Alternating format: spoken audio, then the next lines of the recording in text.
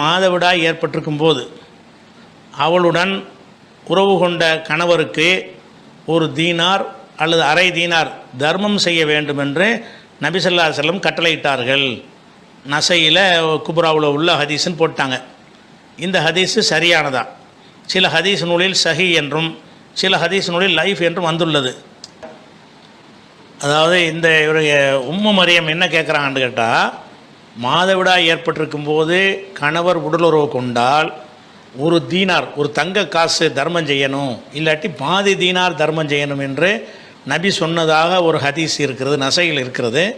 இந்த ஹதீஸை பற்றி சில அறிஞர்கள் வந்து அதை சரியானதுன்னு சொல்கிறாங்க. சில நூல்களில் இது சரியில்லை லைஃப்னு போட்டிருக்கிறாங்களே, இதனுடைய நிலைப்பாடு என்ன அப்படின்னு கேட்குறாங்க.